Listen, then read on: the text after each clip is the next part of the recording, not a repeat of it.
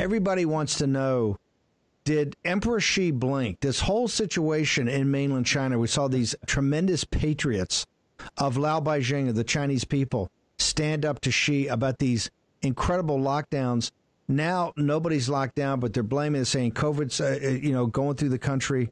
Was that a huge victory for Lao Beijing? Did Xi and the Chinese Communist Party, Prince, I'll start with you, did they actually blink and allow people some freedom?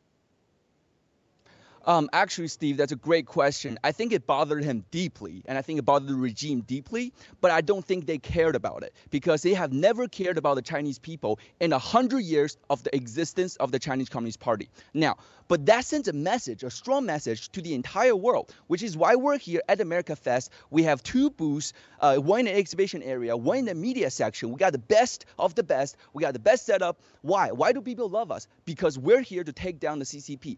And the recent protest in China tells the whole world that we, the Chinese people, have our back. Thank you, Steve. Thank you. Oh, let me ask you, did she, the same question, did she blink? Did she, because here's the question. We heard everybody in the mainstream media say at the 20th Party Congress, she has the military reports to him. He has the state of China, the government report to him, and he's chairman of the Chinese Communist Party. He has more power than anybody since Mao. He's the most powerful person on earth.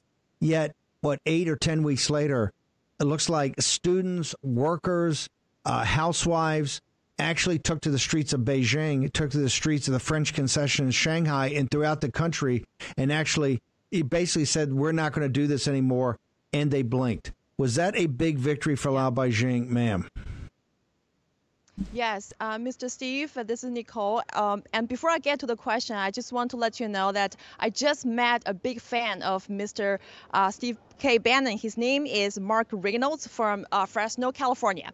And he works for the Span Construction and Engineering Company. He really wanted to see Mr. Captain. And he says, you know, he learned so much about communism and why America should stop communism. Wow. And he said he heard about the new federal state of China from you, from War Room Pandemic.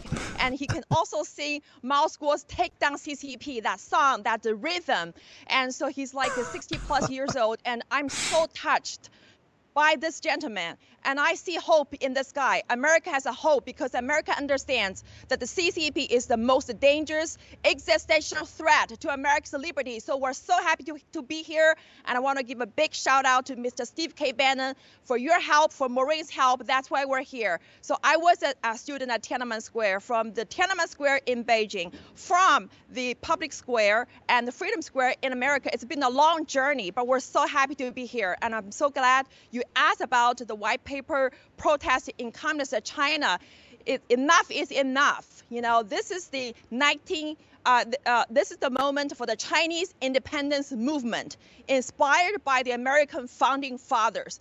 This is the time for the Chinese people to stand up and say no to the evil Chinese Communist Party and America's, you know, it's a great legend. American experiment has inspired the Chinese people, has inspired people from all walks of life in communist China to stand up and say no to the CCP. So thank you, America. Thank you, America Fest, for having us to be here.